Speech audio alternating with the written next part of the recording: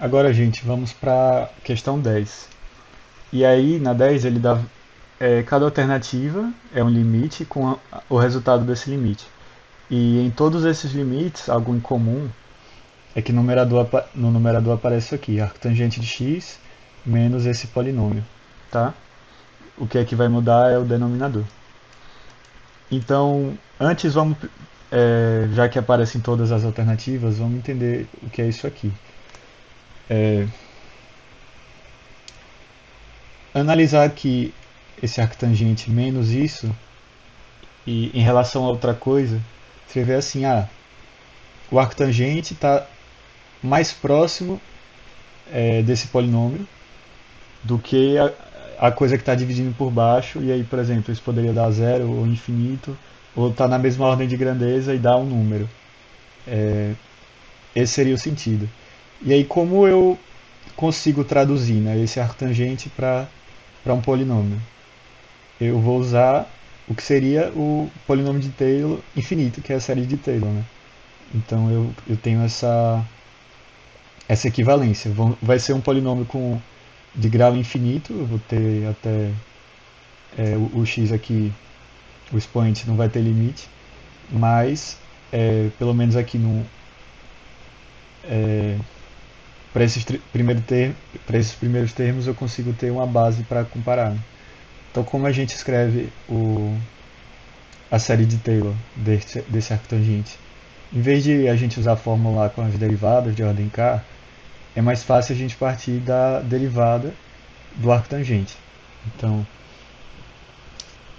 chamando aqui o arctangente de f de x, a gente sabe que f' de x. Isso, claro, se vocês não souberem de cor já a série do arctangente, né, que é algo comum. Então, a derivada dele é 1 sobre 1x². E isso aqui, pela série geométrica, a gente tem que somatório, com n igual a zero, até infinito, aqui a razão vai ser menos x² e o a1 é igual a 1. Então, vai ser menos 1 elevado a n, é uma série alternada. Veja que aqui aparece mais, menos, mais. Né?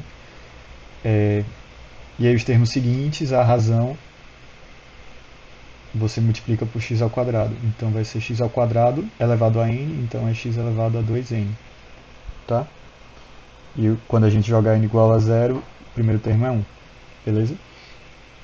Essa é a derivada. Agora, a f, continuando aqui, é a integral disso aí, que vai ser, copiar, né? E aí integrando,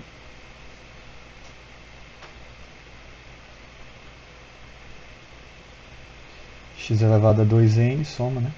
E divide pelo expoente novo. Então nada mais é do que uma série alternada, começa com um termo positivo, os expoentes do x são sempre termos ímpares e dividido pelo próprio expoente, que é ímpar também. Então é esta série aqui. O primeiro termo vai ser 2 vezes n 0 mais 1, então é elevado a x. Elevado a 1, então é x. E aí alternada vai ser próximo ímpar, x ao cubo sobre 3, mais, olha, exatamente o que a gente tinha aqui, né? X ao quinta sobre 5. A diferença é que para o arco tangente isso vai continuar infinitamente. X a sétima sobre 7, x a nona sobre 9, e assim vai. Então, de fato, assim, quando eu pego o arco tangente, e eu sei que essa série aqui ela converge para qualquer valor de x, isso a gente tem esse resultado. Então, para qualquer valor de x, essa série é igual a essa função. Então, eu peguei essa série aqui, esse resultado é igual à minha função, e eu subtraí os três primeiros termos. Então, de fato, em todos esses limites, o que vai ter é essa soma aqui sem os três primeiros termos. Então é menos x a sétima sobre 7, mais x a nona sobre 9, menos x a 11 dividido por 11 e assim vai. Então a gente vai pegar isso aqui e ver para cada alternativa se o resultado está correto. Então, para a primeira,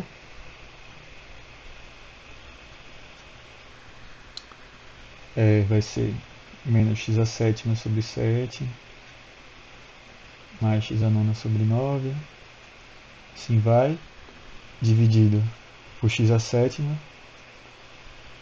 limite com x tendendo a zero pela direita. Está dizendo que vai dar um quinto, né? Então, se a gente fizer os cancelamentos aí, vai dar o x a sétima cancela, a gente tem menos 1 sobre 7. E a partir do x a nona, que esse expoente está crescendo, então eu vou sobrar, ainda vai ficar x aqui, né, nos numeradores. Então seria x ao quadrado sobre 9, e assim vai, sempre vai ter x ainda. E aí fazendo o limite mesmo, como o x está no numerador, não tem problema, isso aqui vai para zero. E o primeiro termo eu cancelei o x, então o resultado do limite é menos 1 sobre 7. E é diferente do que ele falou, ele disse que é um quinto, então a primeira está errada. Agora para B.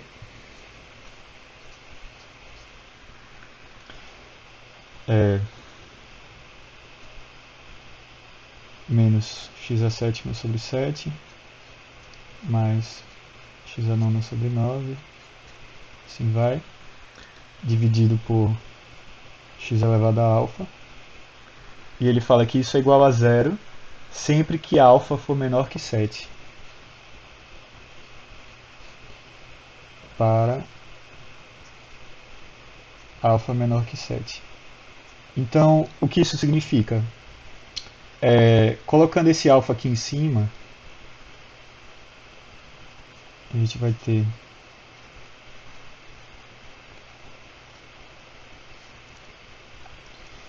menos x elevado a sétima menos alfa,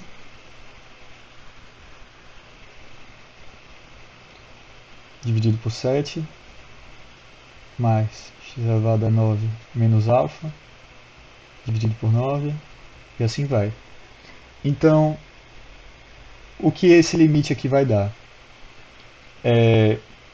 Se o alfa for exatamente igual a 7, foi o caso da letra A, a gente viu que isso dá menos 1 sobre 7, né, porque o expoente desse primeiro termo cancela, e os outros ainda vai ter x.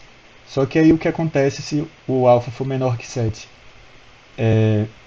Aconteceria que eu ainda teria esse x no numerador, mesmo que seja um expoente extremamente pequeno. Quando x fosse para zero, esse termo ia zerar e, como consequência, todos os outros iam zerar, né? Já que são todos maiores aqui. Então, a gente tem que é verdade. Para alfa estritamente menor do que 7, não pode ser 7, o limite vai dar zero, porque o x vai sobrar no numerador. Então, verdade, a resposta é a letra B. Mas vamos ver as outras também, né? Na letra C, de novo x a sétima, aí ele diz que é 1 sobre 7. Só que aí, para quem tivesse dificuldade com alternância, ia errar essa aí, porque na vez que o termo é 1 sobre 7, ele está negativo. Então a C está errada. A D é com x a quinta. E aí o alfa aí é menor que 7, né? E a gente já mostrou que quando o alfa é menor que 7, sobra x no numerador, então vai para zero. Então não pode dar menos 1 sobre 7. Falso. E por último, ele diz que, de novo, é um caso geral, com x elevado a alfa, e fala que o limite dá infinito sempre que alfa for maior ou igual a 7. E aí qual seria o caso?